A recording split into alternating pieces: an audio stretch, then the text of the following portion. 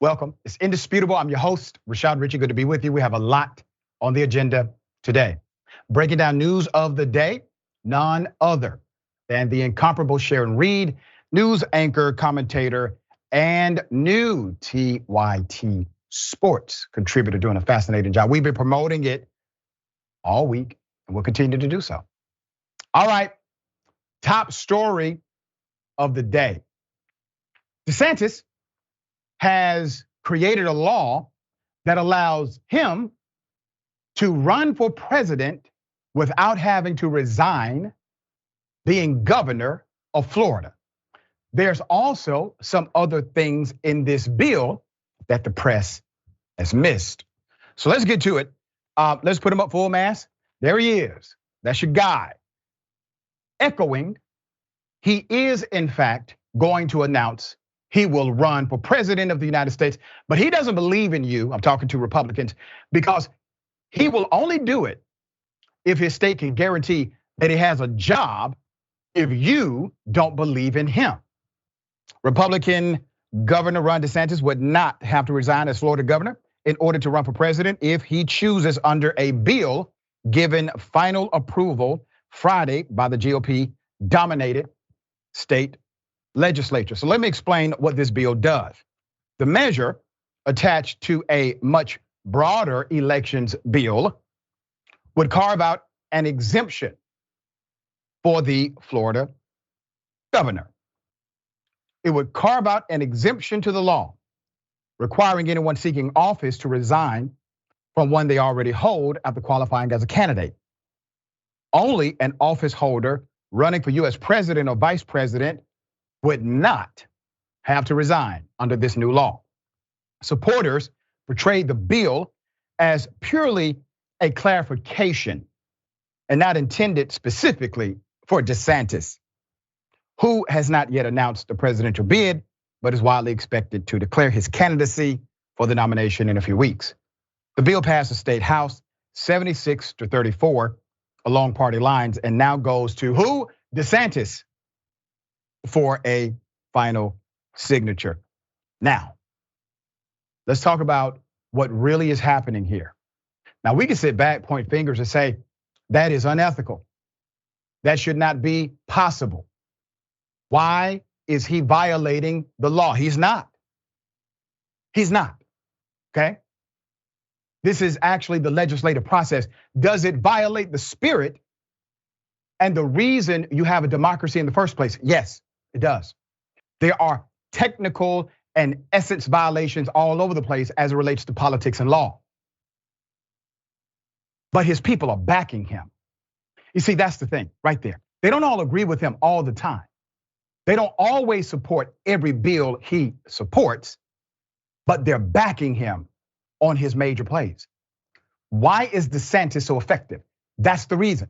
He's backed on major plays. Look at it, vote for vote. Republicans don't always agree with DeSantis, but on the big items that he says make or break his relationship with them, they side with him. Once again, Republicans are playing chess. Democrats will play checkers. Chess is a game of strategy, not simply reaction. This is a strategic move. Once again, another one from Governor DeSantis. There's more. Among other things, now this is the part that the media has underreported. The bill would actually tighten limits and increase fines for third-party voter registration organizations. That's mama them. Those are churches, nonprofit organizations, etc. Impose more restrictions on mail ballots and shift responsibility for determining if a voter is eligible from the state to the individual. Democrats contended the bill is another step to suppress votes of minorities and economically disadvantaged people to benefit Republicans who are already dominant state government and Florida federal offices. They already hold them. That's correct. The Democrats in Florida are right. So 90% of the media has been about how the law allows the governor to run for president. But the most dangerous parts of the bill actually deal with, once again, taking freedoms away from people who care about open democracy. That's the part that should be the headline, but it is not, and it won't be, because he's strategic enough to plant it inside of a bill that he knows good and damn well the media given a choice. They don't talk about both, they will talk about one. And the one they will talk about is the fact that it gives him the authority to run for president, the potential to run for president without resigning as governor. Well, hell, that's really not news because many states already allow that, okay? They got it passed with a legislative process as well. But you know what? The people in Florida who are now even more restricted, who now come under more severe penalty, because remember, when they create a restriction, they enforce it. So if a nonprofit or a church operates outside of the new framework, they can be fined civilly or they can be arrested criminally. That's what this does. There's more. The new Washington Post, remember, ABC poll released Sunday, has Biden at a whopping 36% approval rating. It's the worst in the history of the poll. His disapproval at 56%, slightly below the previous low of 37%, a difference well within the margin of error. So let's talk about the reality of the numbers of Biden. Biden, in a head-to-head matchup for the first time, actually is defeated by Donald Trump in this same poll. DeSantis always has polled higher than Biden nationally. Look at the numbers, look at the crosstabs of the data. It shows that every single category, Biden is losing ground, from white males, white females, our brothers and sisters in the LGBTQ community, African-American votes, Black-Brown coalition, the list goes on and on. Every single demographic is lower. In order for a Democrat to become president, that Democrat needs a coalition. Once you have the nomination, you're talking about 7 points. 7 points. No matter what happens, you can be the worst candidate on the planet. If you have the nomination from either the Democratic Party or the Republican Party, you're fighting over 7 damn percentage points. That's it. The companies known as the Republican Party and the Democratic Party, they get you the rest. But you got to get that 7% because no president has lost outside of the margin of 7% in this country. So what are we going to do? We have a system that forces us to make a decision based on election and not selection, which means our candidate, the person that we think would best serve us, likely not in the running. All right, Sharon, thoughts here. Boy, you said a lot, Doc. Dr. Richey, you said a whole lot. Number one, we can't win, it sounds like, with an as run. People want to be energized and it's not happening here. They are energized by that guy down in Florida, apparently, who has just pulled off another okie doke. That's what it is. It's an okie doke. And I don't know what we're going to do from here, but won't be much time left to do it. Yeah, well, decision time is coming. I do want to remind everyone, polls are not predictions, but they are snapshots. It gives you an idea of how people are currently thinking. That's important too, because if a course needs to be adjusted, a poll is a good way to provide indication of it, all right?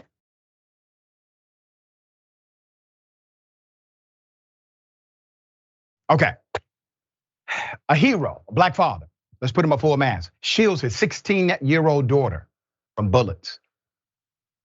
This was during the Texas mass shooting. Jeffrey Keaton and his daughter were at the mall. You see this picture, they're being escorted to safety during the shooting, but something had already happened.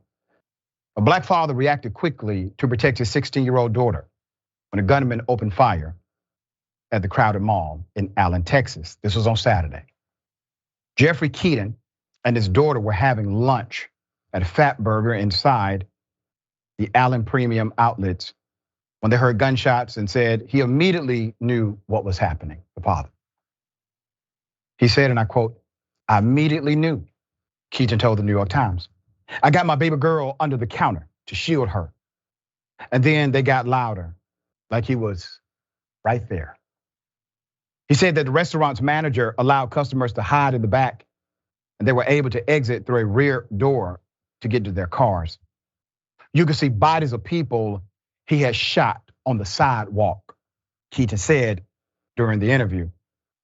M. Garcia, 33, was identified by authorities as the gunman that killed 8 people and wounded 7 before being killed by an officer already at the mall for an unrelated call. The victim's ages reportedly range from 5 to 61. Garcia used an AR-15 style weapon during the attack and reportedly received firearms training as a security guard. According to CNN, Garcia worked as a security officer from 2016 to 2020 for 3 separate companies. Before being commissioned as a security guard, he reportedly received level 2 and level 3 training required by all commissioned security officers in the state of Texas. It included firearms training and the demonstration of firearm proficiency, according to Vice President of Ranger Guard Jonah Nathan. Garcia also reportedly completed a separate firearm proficiency training course that required 6 hours of continued training. In addition to his extensive firearm training, authorities also are investigating if Garcia was motivated by right-wing extremism. He was reportedly found to have an insignia on his clothing that read RWDS. The authorities believe it means right-wing death squad. Let's talk about some nuances here. Obviously, when tragedy happens, heroes abound. Let me say that again. When tragedy happened, heroes abound. This is a hero father who threw himself in front, on top of, as a shield, as a barrier to his 16-year-old baby girl. That's a hero, right? You have individuals in DC, they want you to believe they're heroes. They want you to believe they're leaders. They want you to think they actually have backbone and are willing to stand up to the status quo, willing to stand up to power, willing to stand up to naysayers, willing to stand up to money. But it's all a facade. It's all fake. They stand up to nobody. Republicans won't even have the conversation of common sense gun reform. Democrats will have the conversation every time a child gets killed. No legislation happens. The vast majority of Americans agree universal background checks should be a norm. Vast majority of Americans, Democrats, Republicans, gun owners, non-gun owners, still no legislation. The vast majority of Americans are for red flag laws, for mental health diagnosis. Still no legislation. Because one entity doesn't want it. Those that make the damn guns. That's the only entity. The majority of NRA members are okay with red flag laws. Nothing. Because the NRA doesn't work for you. I'm talking to the members of the NRA. They work for the gun manufacturers, and that's it. That's who they're accountable to. The United States of America, in a way, works for the gun manufacturers by not allowing everyday Americans to actually sue the gun manufacturer. You see, that's a tort law immunity they have in the marketplace. It's a federal law that only applies to gun manufacturers. So the natural connection in the marketplace, the natural connection and correction in the marketplace when it comes to manufacturer and consumer is your ability to take them to court. It's called tort law doctrine. Without tort law doctrine, you cannot force a company to be its best self without regulation. So you have a company massively unregulated and with immunity. Doesn't it sound like they're treating gun manufacturers like they treat the police? Massive responsibility and immunity at the same time. All right, Sharon, thoughts here. Yeah, and they've trained the rest of us. You mentioned, Dr. Richey, the Republicans and the Democrats, spot on, but they've trained the rest of us to just be prey. We don't get apparently angry enough to break the rules like those January 6ers did when a man who's orange in what appears to be a lace front told them just some dumb lie.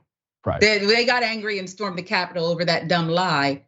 We're watching kids die and a hero father who did not have his own automatic weapon. So he was ready to die, is really what it was. That's right. And it goes on and on and on. Yeah, and there you have it. We have a brother who was willing to die in order to save his child, and we have politicians unwilling to be criticized in order to save children in this country. All right, we got more on the other side. It's indisputable, stick and stay.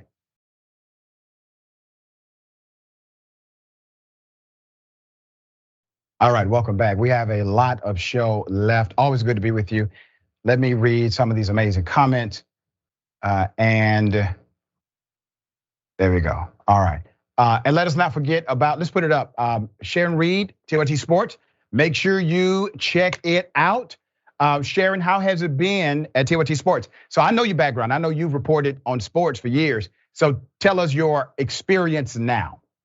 You know what? I love it because I know some of the X's and O's, Dr. Richey, but I always love the story behind the story, because sports is a metaphor for more. And so I've been having a great time. My latest video is getting some traction. Ennis Cantor, former NBA player. I just want people, Doc, to peep the werewolf play. He's the next candidate that the Republican, I mean, he had a whole special on Fox this past weekend. And I'm not saying that he's not saying some things that are admirable, but he's doing all the talking points and he is a staple on Fox News. And the only thing missing is he probably won't, have the battle between the werewolves and the vampires, but he will be put in a jurisdiction somewhere, and he's there to energize the base. So we'll see. That is fascinating. So they are creating a bench, so to speak, and they do that by making sure the crowd is aware of who the next person is. All right, we'll definitely check it out. Okay, a lot of comments, a whole lot. Read as many as I can. Next TYT reporter. What happens? So GD always that people, okay, gotcha. That people just know when they are in a mass shooting, this is insanity. That's right. Like for him to know immediately what was happening, no shock or nothing. Okay, Donald James X, member for 11 months, indisputable. Thank you. They know the suck ass is gonna lose in a general election, but Florida doesn't want to lose the #1 fascist. You have a point.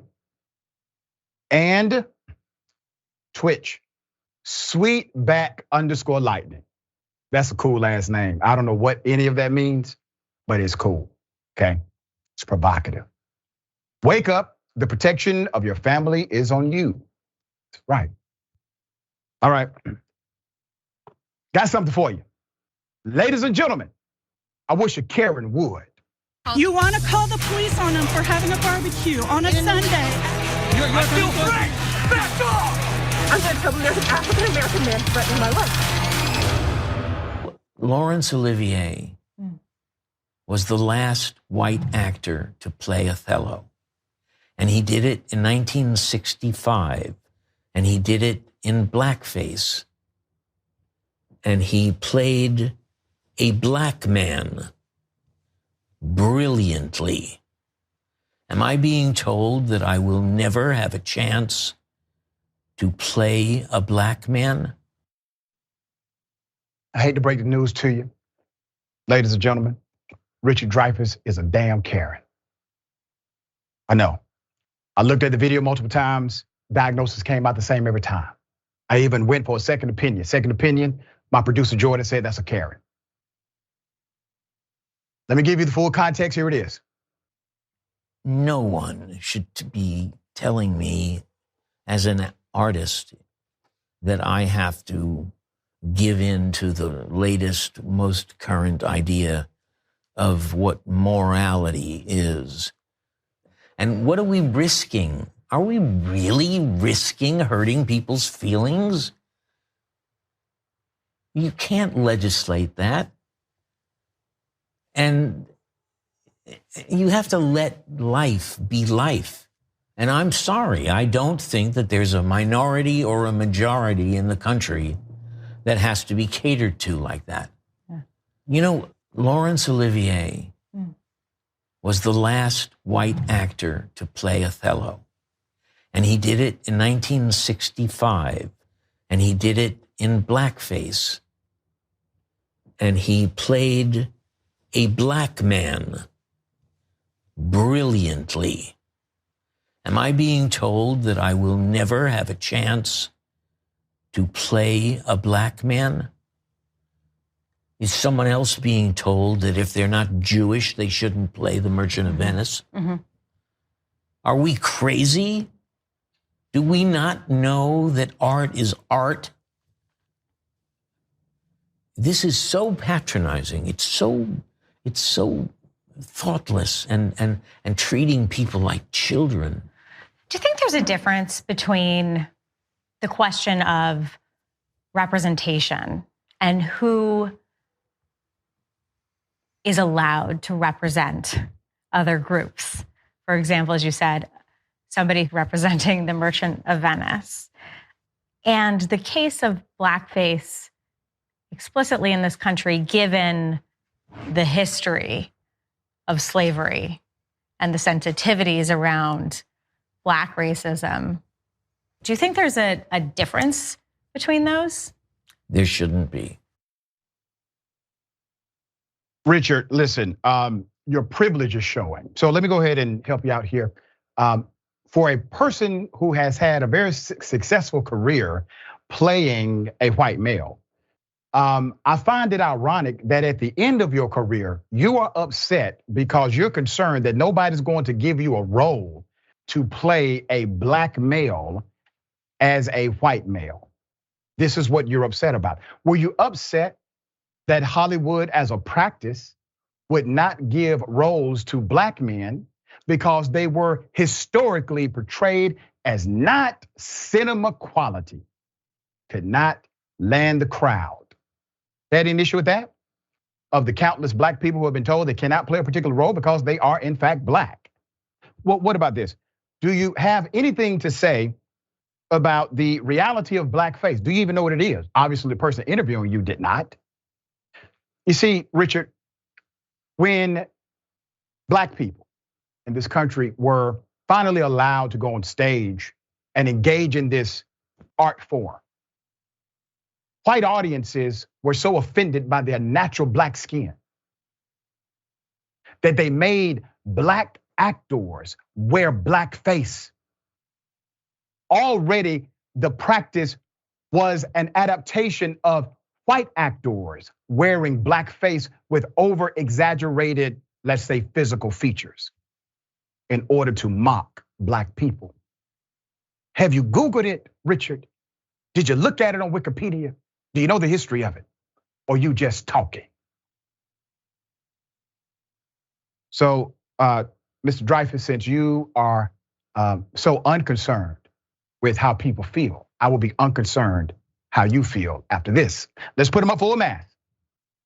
Richard Dreyfuss is a Karen. Now, he was mentioning Olivier, the performance in 1965. Let's go to put it up. Okay. This is the image, Othello, in which the English actor played the Shakespeare lead in blackface. Dreyfuss claimed this was the last time a white actor played the title character. Obviously, he is torn up about this. However, it has been pointed out online that Patrick Stewart played the character in 1997 without blackface in a race-flipped production. He was the only white actor and everyone else was Black, okay? You see it there. What did Patrick Stewart say about this? He said, and I quote, "When the time came that I was old enough and experienced enough to do it, it was the same time that it no longer became acceptable for a white actor to put on blackface and pretend to be African. One of my hopes for this production is that it will continue to say what a conventional production of Othello would say about racism and prejudice, to replace the Black outsider with a white man in a Black society will, I hope, encourage a much broader view of the fundamentals of racism." All right, there we have it. Sharon, I'm going to pose this question to you because you are an actress yourself and you have starred in major series and movies. I'm sure you've heard stories about Black people not getting roles because they were in fact Black, okay? That has happened. People have even said it on record. Is it surprising to you that someone as successful as Richard Dreyfuss at the end of his career would be really, really upset that he is not going to get a gig, perhaps, playing a Black man in blackface? No, but it is the height of white privilege. It's the height of white privilege to get everything. Not saying he's not a talented actor, but he can't see past his outlandish spectacles, Dr. Richey. The spectacles were outlandish, okay? Right. And your commentary was spot on. They should have stuck with the ending of the book in Jaws. The shark ate Matt Hooper in the book. Right. Okay, In the book. The shark ate him. Okay, I don't need to see or hear from Richard Dreyfuss again. Thank you. I'm so damn disappointed.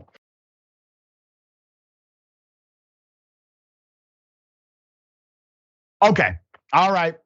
A McDonald's franchise, locations, what? Hiring 10-year-olds. Other children involved. As a matter of fact, hundreds.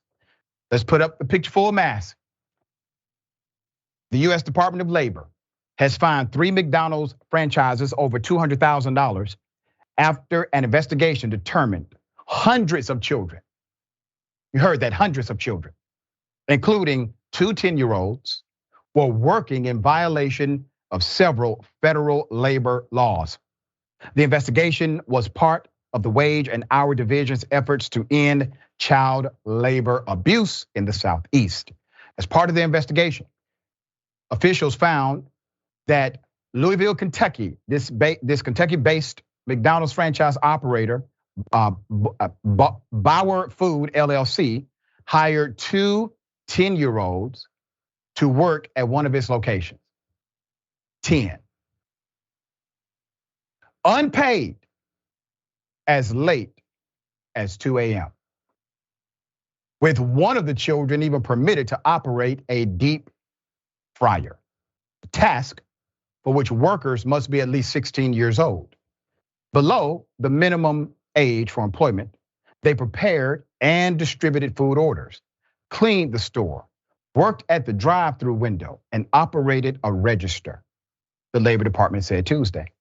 Too often, employers fail to follow the child labor laws that protect young workers, according to the Wage and Hour Division District Director, Karen Garnett Sybils, said in a statement, under no circumstances should there ever be a 10-year-old child working in a fast food kitchen around hot grills, ovens, and deep fryers.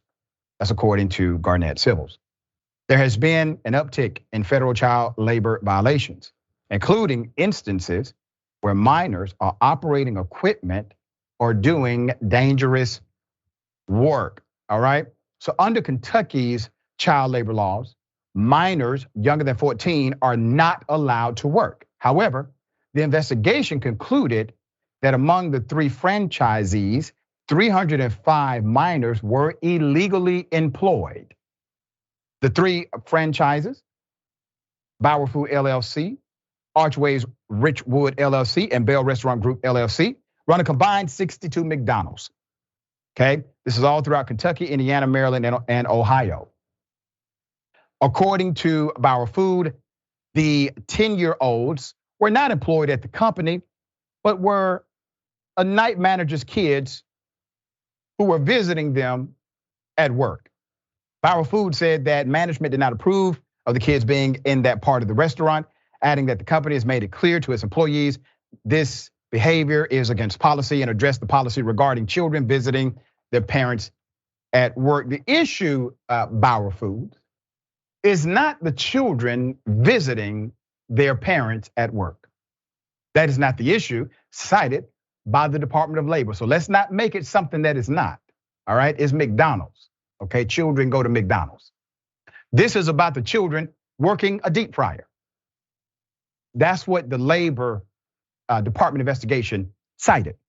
According to federal child labor rules, there are certain types of jobs a minor can work. Kids who are 14 to 15 are limited to working no more than 3 hours on a school day, 8 hours on non-school days. They also cannot work over 18 hours during a school week and cannot work before 7 a.m. and after 7 p.m. except between June 1st and Labor Day, according to the Labor Department. Let's put up this sister. She is the Senior Vice President and Chief People Officer at McDonald's USA. Her name is Tiffany Boyd. Ms. Boyd called the incidents unacceptable and deeply troubling and go against the company's high expectations it has for its brand. She continues, it is not lost on us that the significant responsibility we carry to ensure a positive, and safe experience for everyone under the arches. She said this to ABC News. I know how important it is that every restaurant fosters a culture of safety.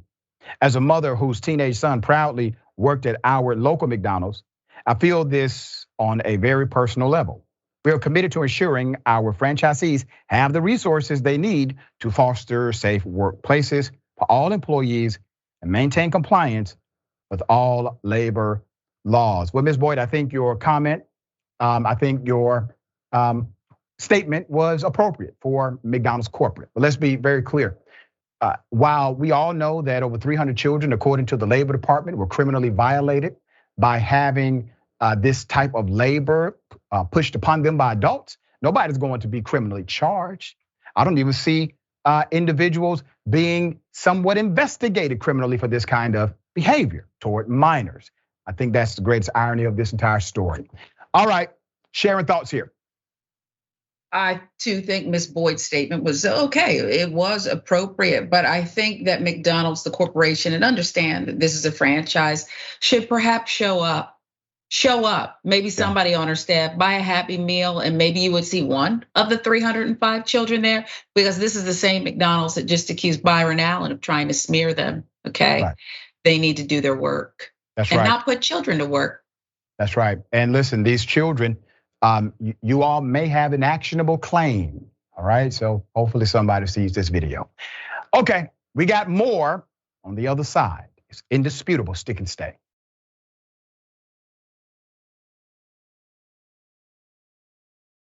All right, welcome back.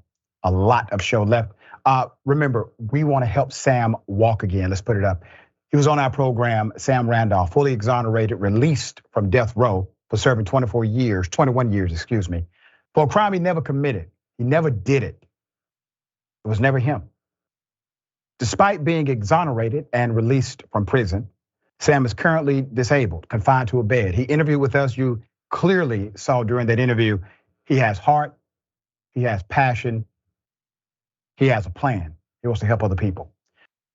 He can't walk because during his incarceration, according to Mr. Randolph, the correction officers took him out to the yard and beat him. They beat him and paralyzed him at that facility. So he is now confined to a bed. The family is asking for financial contributions of any amount to reach the goal of $100,000 to support Sam securing all of the many services he would need after he has surgery. We want our brother to walk again. Please do your absolute best. I thank you in advance. Okay. A lot of comments. We'll read as many as I can. All right, Mickey C, the silver-haired dragon. One other problem with this is that I'm sure there will be no babysitters having little children working with adults late into the night is leaving them open to sexual abuse with no oversight. No wonder Republicans are all for it. Yeah, I mean, states are literally passing laws to lower the age for minors in workplaces. Cody Stanley, thank you for that, Cody. Appreciate you. Says, we all have been enslaved. The corporate media and politicians have convinced us that there are no chains so that we won't fight for the key. That's such a great way to put it. Convince them there are no chains. They would never ask you to make them free. Very good. Chichi Massey, thank you for being a Double Dose member for 10 months. Now I know why I was rooting for the shark in Jaws. Linda M, thank you, Linda. I worked at a law firm that represented United States gun manufacturers. Personal injury lawsuits were based on product liability. Usual result, only negligent behavior by the owners. That's correct. So that is still allowable. The Protection of Lawful Commerce in Arms Act was passed in 2005. It provides an immunity to gun manufacturers as relates to weapons and crime. But naturally, when things do go to court, I understand that is the normative ruling. C. Michael Henson, thank you, C. Michael. This is another example of corporate greed. They hire these underage children, pay them lower wages or no wages just to make record profits. I mean, to add injury to insult, you got a 10-year-old working until 2 a.m. according to the report, and you paid the 10-year-old $0? That's effed up. Very messed up. All right. I have an update to a story we covered initially. Remember the cop who allowed a man basically to die right in front of him? Well, they're saying nothing to see here. He followed protocol. Here's the video.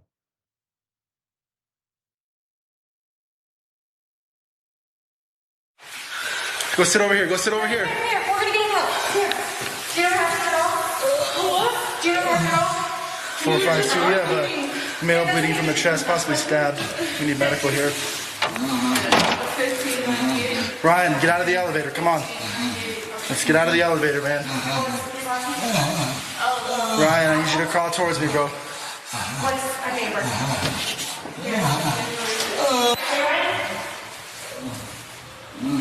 Who's bleeding? Are you letting him just lay like? We're not paramedics. We have medical on the way. Ryan, stay on your side. I know. I'm just gonna watch him. I do want you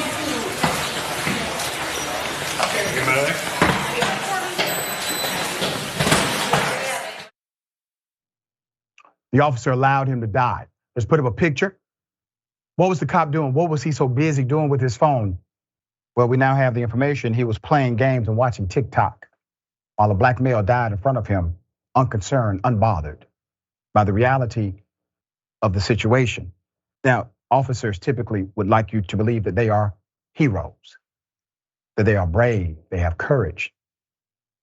Officer, if there's any person dying in front of me, I will abandon my sense of self-preservation to help them. You had absolutely no issue that you had to sacrifice, no dynamic of yourself that would have been in trouble or in danger or in fear of. You could have done this. This was easy. You could have tried. 39-year-old Ryan Outlaw had been stabbed by his 24-year-old girlfriend. She stabbed him in the elevator. Fernando Tobar. Police refused to assist. They stood by. They watched him bleed out for 8 more minutes, ultimately succumbing to the wounds. Officer Anderson, his name is Ian Anderson, as I said, was playing games and watching TikTok on his phone while this happened. He refused to apply first aid. He refused to provide any first aid. Even the person who committed the crime was shocked and asked the police if they would help. The officers told her they would just wait for medical. So literally the individual, let's put it back up. So the person who did the stabbing, the individual who was heartless enough to pull out a knife and stab somebody on the elevator, was more concerned about the death of this man than the officer was, who had absolutely nothing to lose by providing first aid. They were finally reviewed by a city board talking about his actions after over 2 years of hoping and waiting that a Salt Lake City civilian review board would offer justice for a stabbing victim allowed to bleed out for minutes under the eyes of police. A family is left with more heartbreak. The board concluded no determination is possible against the officers who were accused of withholding vital aid that could have prevented the death of Ryan Outlaw, who died November 2020. Let's put up the pictures. I got city officials. You got Mayor Aaron Mendenhall and the chief of police, Mike Brown. They both defended the officers. Before the investigation was complete, officials like the mayor and the chief were supportive through their support behind the officers, commending them on following proper departmental policy and procedure. Our officers, we believe, did as they were trained, the mayor previously said. The chief would tell reporters, I stand by these officers and what they did that day. I think they did a great job. I want you to think about what the chief just said to you. He doesn't say, hey, listen, I would have desired that they help the victim live, but they didn't. However, it is not a violation of police policy, even if it is a violation of my own. He didn't say that. This chief said that he not only stands by these officers, he said, and I quote, "I think they did a great job." Well, Chief, what do you think they did a great job in accomplishing? Because all they did was let a black man die in front of them who was a victim of a crime. Oh, I get it. You're saying that is the thing that's a great job to you. Sir, don't think I can't read between the lines, sir. You come out with the comment and you say these officers did a great job. End quote. The people that you're talking to, they got it. Clearly. There's more. The review board, which was appointed by the mayor, okay, political appointees, absolved the officers of any wrongdoing. A few officers who spoke to Fox 13 under a promise of anonymity, after hearing the remarks of the higher ups, said they did not agree with the chief's assessment of the case. Not agree. Oh, the cop said this now. These officers say, according to the news outlet, they would have rendered first aid to Outlaw. However, they could not express that publicly, fearing someone in the department would retaliate against them. If you actually have way more good cops than bad cops, why is it that good cops are always talking to us under the condition of anonymity? Because they are afraid of the other so-called good cops. They're terrified of them. You see, if good cops were the majority culture inside of the industry of policing, you would not have fear coming from officers who have worked with them for decades. All right, Sharon, thoughts here. You're right, because in the mafia, when you tell, you're marked for death. You're dead. Okay, That's what happens with organized crime. Mayor Mendenhall and Chief Brown have some kind of scrambled eggs going on between their heads. They're not moral people. This is disgusting. And the Black Lives Matter chairperson in the area said it right. Nothing's going to change. Yeah, you got to change out leadership. These systems have one vulnerability, and it's people. The people can change the system. Systems are not designed to be oppressive when the person who designs them is not. When you get someone in who's a liberator, they will give you liberating policy. That's how this works. We got more on the other side. It's indisputable. Stick and stay.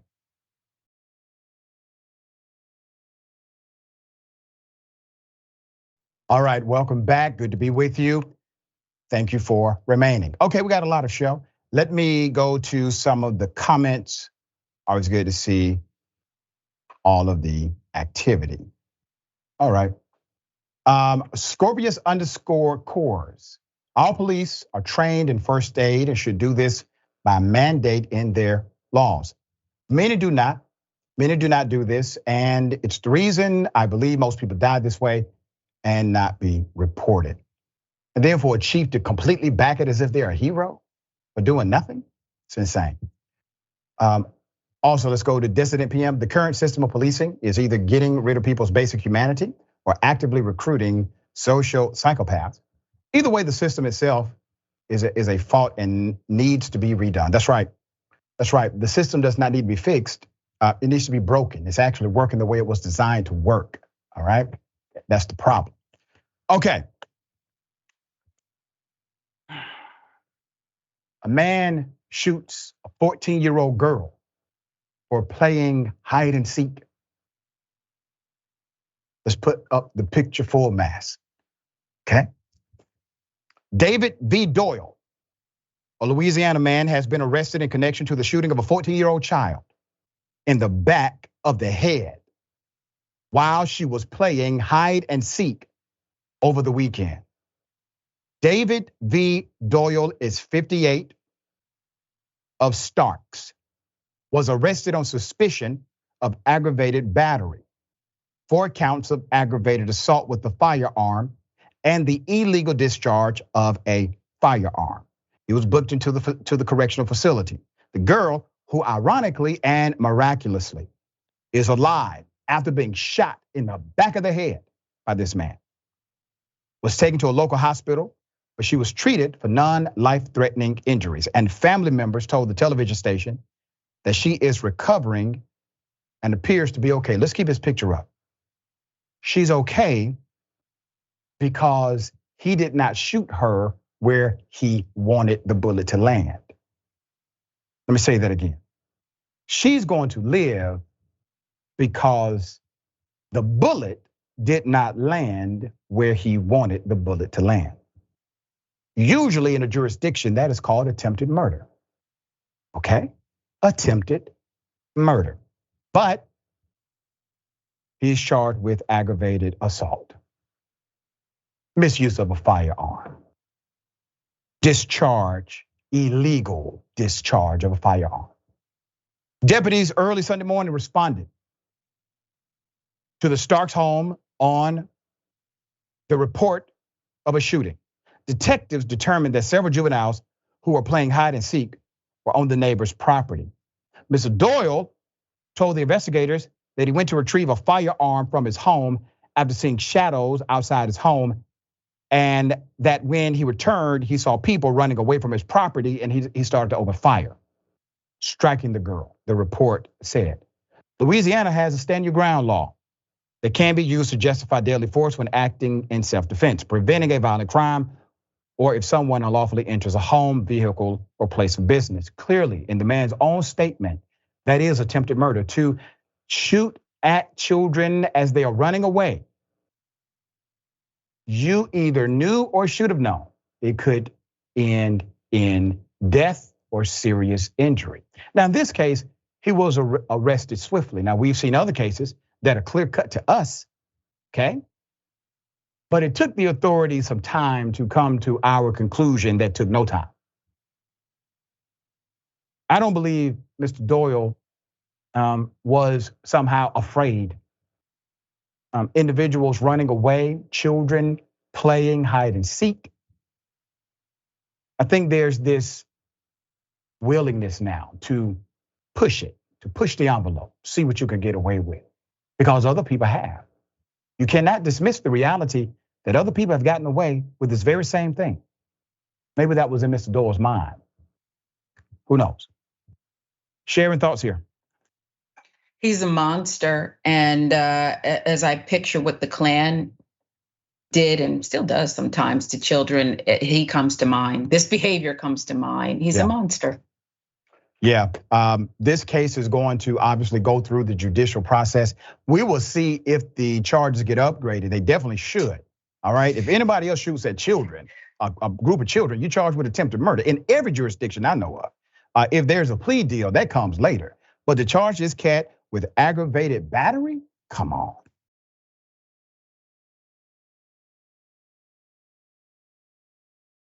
Okay. Oakland announcer says the N-word, racial slur on air. He's gone. Let's put up his picture full mass here. Okay, some people are really surprised about this. Oakland A's announcer Glenn Cooper has been suspended on Saturday indefinitely for using a racial slur during a baseball broadcast. This was early in the weekend.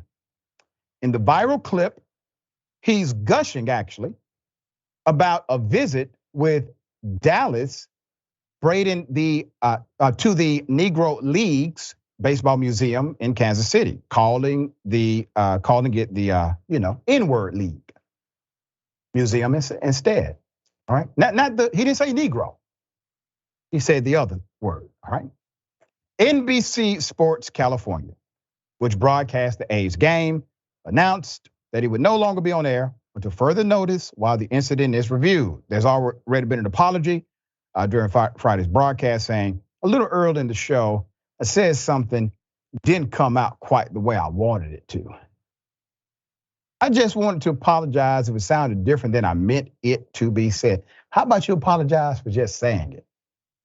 All right, don't apologize for it sounded different. No, sir, it sounded the way you said it, so you know what you said. Apologize for saying it, not for how it sounded. All right, on Saturday, he offered another statement.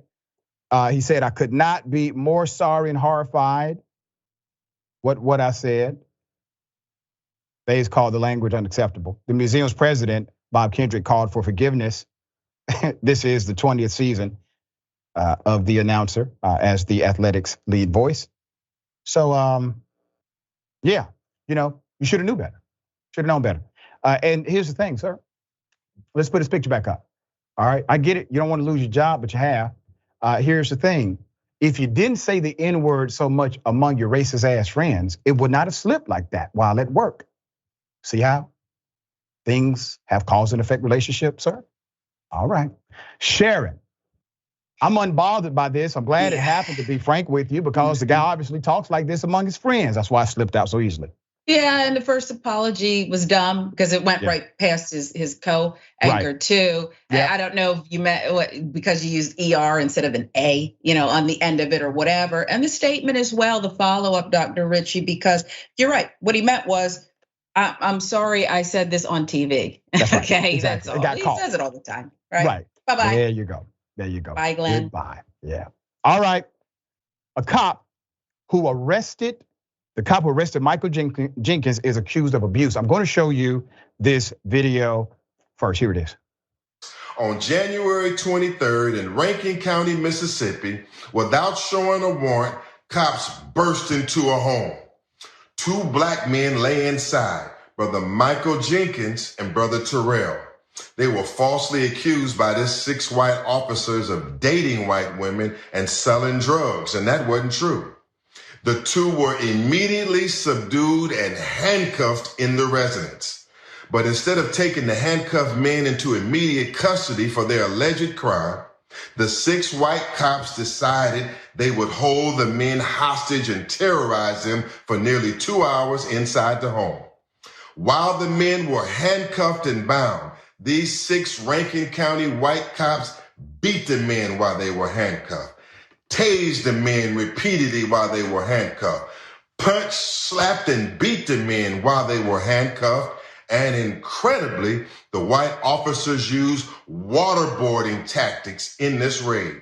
Then in the course of this torture and physical abuse and humiliation, Rankin County sheriffs were both putting guns to both men's head, threatening to kill them while handcuffed. Then tragedy struck when one of the sheriffs shot Michael Jenkins in the mouth. Yes, the cop shot Michael in his mouth, almost killing him, causing him life-threatening injuries, and Michael is in ICU and had to have his tongue removed from his mouth. We've been covering this saga from day one.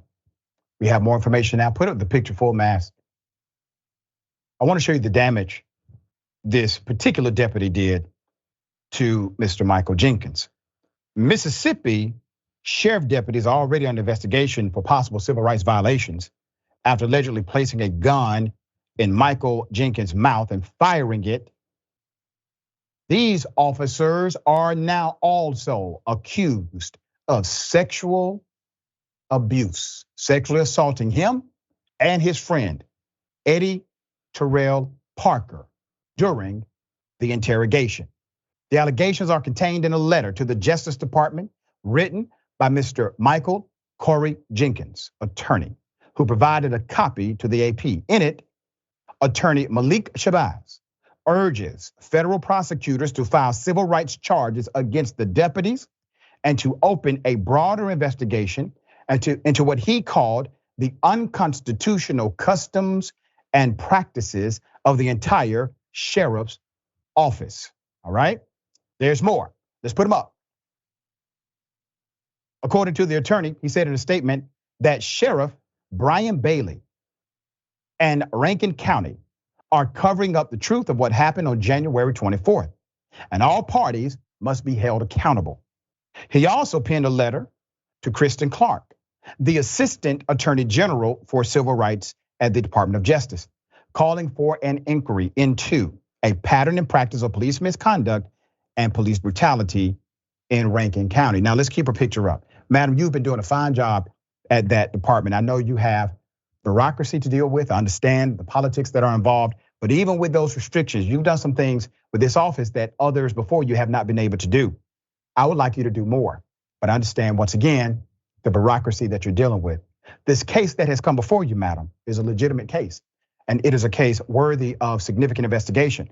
The reason why the attorney is citing the terminology pattern and practice is because pattern and practice gets the federal government involved by way of jurisdiction and statute. You have to prove that in order for the federal government to seek and legally have a review and investigation. Jenkins and his friend Eddie Terrell Parker said on the night of January 24th, 6 white Rankin County deputies suddenly came into the home where Parker was living, proceeded to handcuff them and beat them. They said the deputies shot them repeatedly with stun guns over 90 minutes. And at one point forced them to lie on their backs as the deputies poured milk over their faces.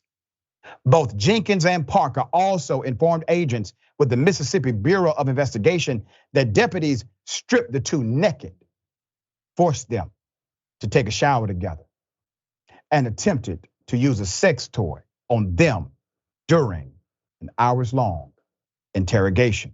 That's according to the letter, which was accompanied by the photo of said toy. Jenkins, who has trouble speaking and eating because of the injuries, said one of the deputies, who has not been named publicly, fired a gun into his mouth. Medical reports and medical records he shared with the AP show he was treated for a lacerated tongue and a broken jaw from an interrogation where he was handcuffed. Jenkins was charged with possessing between 2 to 10 grams of meth and aggravated assault on a police officer. Parker was charged with 2 misdemeanors, possession of paraphernalia and disorderly conduct. Agents with the Mississippi Bureau of Investigation told the men they didn't expect the criminal charges against them to proceed, according to the attorney. Meanwhile, no deputy has been disciplined or even terminated by Rankin County, and all the deputies are still roaming the public at large, the attorney wrote. These allegations, more than troubling, it's a crisis. It is a crisis. There's an exposure here of policing in America that most do not wish to deal with. They don't want to see it. They would rather it not exist in the parameters of their mind, but it exists. It is real. I believe these gentlemen. I believe everything they said is 100% true. And I believe the actual crime they were being punished for was dating white women. Sharon, thoughts here? I heard it too. And no, they don't want to touch it. And for them to still be roaming the streets instead of, I don't know, being rounded up and placed in the Guantanamo Bay that some people love so much is a farce, okay? If this is all about white women and these, well, they're pigs. These pigs have to be brought to justice, whatever that means. Yeah. So we have an investigation hoping to happen by way of this letter to the DOJ. I really need those who are connected. Make sure the DOJ knows this is a priority. Please look into this police department. More violations are surely to be there. We got more on the other side. It's indisputable, stick and stay.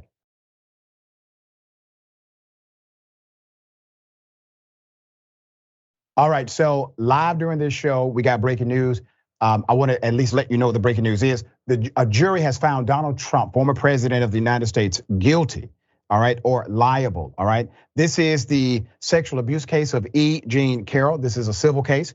According to the Manhattan federal jury, they found that Donald Trump sexually abused E. Jean Carroll in a luxury apartment store dressing room in the spring of 1996 and awarded her $5 million for battery and defamation. Carroll alleged Trump raped her in the Bedford Goodman department store and then deemed her, basically said that she was lying when she said the truth. So interesting, an entire jury has found Trump liable, all right? There he is. I told you, for the rest of his life, he will be a defendant. There you have it. Okay, what if I told you that Megyn Kelly has told everyone, basically, shut up about gun reform and admit that you lost. That's the only way you can win. It's insane, but here it is. Well, I'm going on 20 years in our business, and I've covered more of these mass shootings than I ever wanted to. And I am sick and tired of opening up the papers or the phone and the Twitter, whatever, and just seeing the entire aftermath get mired in the gun debate, which is lost. It's over. The pro-gun control people have lost and they don't realize it. And they get us stuck every time arguing over something that's never going to happen. Okay, she says, we get stuck every time arguing over something that's never going to happen. This is the same person that told you that Santa Claus was a white man. Here it is. Santa Claus should not be a white man anymore. And when I saw this headline, I kind of laughed and I said, oh, this is so ridiculous. Yet another person claiming it's racist to have a white Santa, you know? And by the way, for all you kids watching at home, Santa just is white, but this person is just arguing that maybe we should also have a black Santa. But you know, Santa is what he is, and just so you know, we're just debating this because someone wrote about it, kids. Okay, I wanted to get that straight. But Jedediah, he's a fictional character.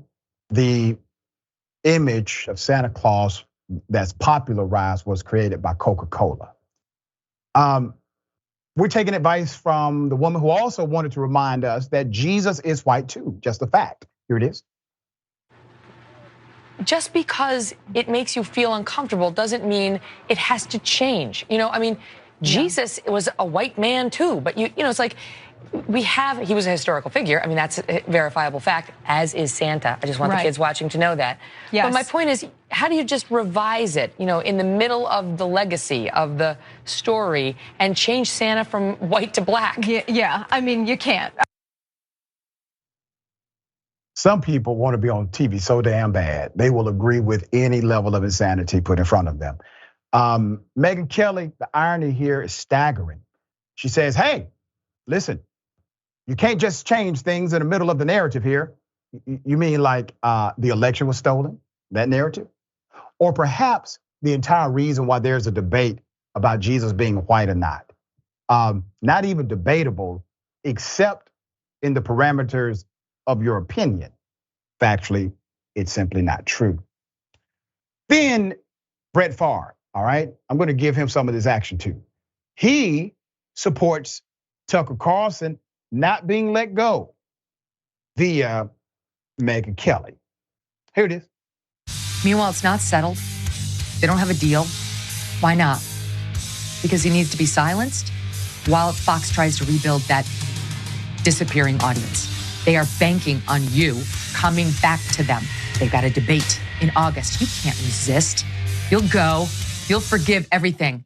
They're banking on it. DeSantis is likely to announce this month, you're going to turn on Fox News. You can't go to CNN. You're not going to go to Newsmax. You're not going to go to digital media. You're going to tune in to the Fox News primetime, you lapdogs. It's what you always do. It's how they have billions. That's what's happening here. Keep him silent on the sidelines for as long as possible, unable to use his voice on any of these things, on Fox, on politics, on anything. And we will win in the end, like we always do. Let me get this right. So Brett Favre retweeted that, okay? So let me get this correct, Megyn Kelly. We need to shut up about gun reform. We need to not give that any voice. We need to stop pushing for policy we value and care about. But it is okay to push, be passionate and aggressive about Tucker Carlson leaving Fox News. That is what we should be passionate about. Those are the things we should push. Hell of a thing. All right, Sharon, thoughts here. I mean, I don't see what's so wrong with what she said. If you know how possessed hypocrites operate, that's what she is. I mean, I wrote down some of her dribble. How do you revise it in the middle of the story? Like that guy down in Florida's doing? What did she say about that? She said, there's something wrong with her, okay? And she scorned a woman scorned. Thank you. Yeah, and just remember, we all knew these things about Megyn Kelly. Major mainstream media still gave her room, right? They will play with people who play with white supremacy. They'll play with you. Don't ever support somebody that may be a black nationalist. Don't ever support somebody that you may disagree with in mainstream that happen to be black, mainstream media will have very little room for you, all right? But they have plenty of room for Megyn Kelly.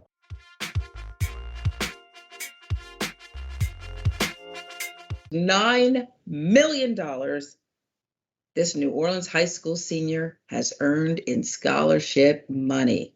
Yes.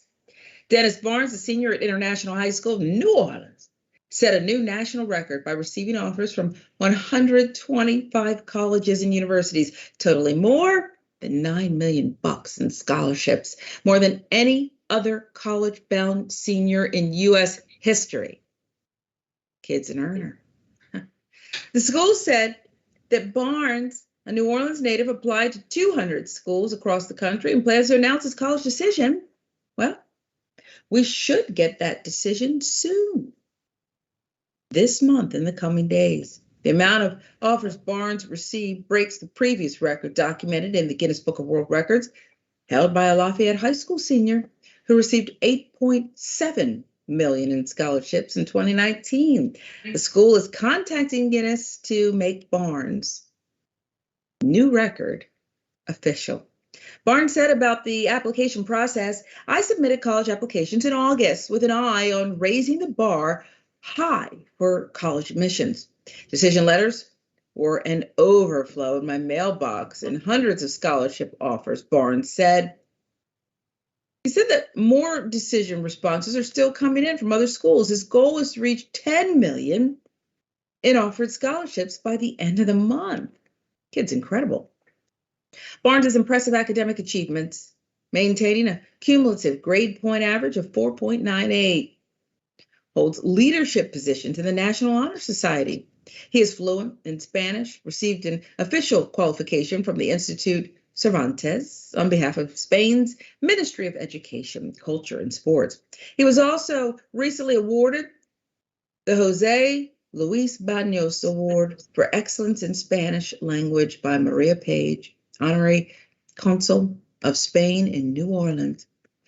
Barnes' plans for the future, what are they? Well, he plans on pursuing a dual undergraduate degree in computer science, criminal justice. He has been dual enrolled at Southern University of New Orleans for the past 2 years, earning college credits while pursuing his high school diploma. Barnes is set to graduate May 24th. You know, there's pride, and then there's overwhelming respect, and I'm sure, I don't know where his parents stand on this, but gratitude. Look who's not going to have to pay for college. The fact that this incredible student took it upon himself and still wants more. You can only go to one college at a time, but wants to put the record so high, Ben, at $10 million. What do you make of this academic competition? Really have won. He's competed against himself now. I don't know. I'm not sure I like this kid. I think he exists to make me feel bad about myself. I agree. I don't feel like he needs to set goals for stuff he can't even accept. The only way he can, I think, make this worthwhile as a pursuit is if he indeed does go to 10, 15 colleges at once. He could probably handle it. He sounds pretty adept at getting a lot more done than I've ever done in my life by just age 18. So he should go to multiple colleges and collect as many of these scholarships as possible. And then I will change my opinion and I will support his college endeavors. Otherwise, he's just sticking it in our faces. And I'm happy for him. I'm happy for his family. I'm hurt personally. And I feel like I'm a little bit dumber by comparison. That doesn't feel great. You're funnier, though. You got That's your own true. talents. You got your own That's talents. true. It You're right. sounded like in the beginning, you almost wanted this honor student and scholarship recipient punished for seeking too much. Am I wrong? Listen, I just think he's a little bit too smart and too achieved. And here, I'll prove the point right now. I am funnier, Sharon, but how much money are you going to give me for that funniness? Well, can I get back to you? Because it's been slim pickings lately. And, but I do respect your craft. I do respect your craft. Respecting my craft doesn't pay the bills, Sharon, okay? Oh, boy.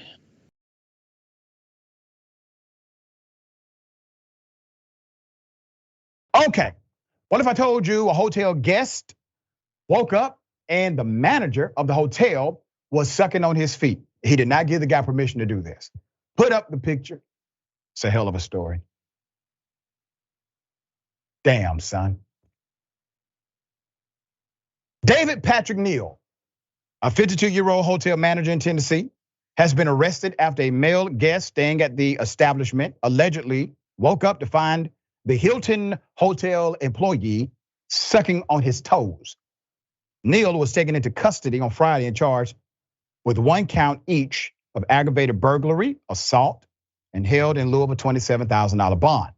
The incident allegedly took place in the pre-dawn hours of March 30th at the downtown Nashville Hilton Hotel. This is on the 100 block of 4th Avenue South. The guest, who filed a lawsuit in the case alleging sexual assault, told the officers with the Nashville Metropolitan Police Department that he was in town for a business trip, according to a report from Nashville ABC affiliate WKRN-TV. He was reportedly asleep inside of his room at about 5 a.m. when he allegedly woke up to find the suspect allegedly sucking his toes. Upon waking up, he reportedly told police that he immediately confronted the hotel's night manager, whom he recognized. Neal and another hotel employee had allegedly come up to his room the previous day because the guest was experiencing problems with his in-room television, the station reported. Neal reportedly admitted to investigators that he had entered his room without the guest's permission using a cloned room key. However, he told police that he only entered his room because he thought he could smell smoke coming from inside and wanted to ensure that everything was okay based on the reporting. In his lawsuit against the hotel, the guest lawyer reportedly pointed out Mr. Neal has a criminal past, including spending 5 years in prison for manslaughter, multiple charges of forgery, drinking and driving, a manslaughter conviction as well, which he served prison time for, said Michael Fisher, one of the victim's attorneys. When Hilton hired this person, they had to have known. They have to do background checks to know. And the fact that they would put somebody like that in a position where they have the ability to clone keys, have the ability to get into a guest room, all right, let's put him up again, okay? So possibly the Hilton did a background check, which by the way is per their policy. They possibly did it, possibly they did not. But I guarantee you, this individual probably has more than likely done something to other guests. I mean, he's been there for a minute. Sharon, you travel a lot. I'm sure nothing like this has ever been in your mind about a Hilton manager coming into the hotel room. You're not about to get me with this filth, Dr. Richey. I'm making a note, wear socks to bed, and that's really all I got to say about it. It's not today, okay? Wow. I'll be honest with you. The man is lucky he's alive. To be in somebody's room like that, 5 a.m. in the morning, you don't know what's going on. I mean, he is lucky to be getting a lawsuit and nothing else. Sharon, always a pleasure having you on the program. Tell people how they can follow you, check out your great work. Yeah, I'm at Sharon Reed Live across all platforms. Very excited, as we mentioned, about TYT Sports. And another installment should drop in the coming days. I hope you'll check out my work. Looking forward to it. Always a pleasure, dear sister, having you on the show. Thank you, Doug. All right. Remember, take care of yourself, take care of each other, take care of the planet. Remember, the truth is always indisputable.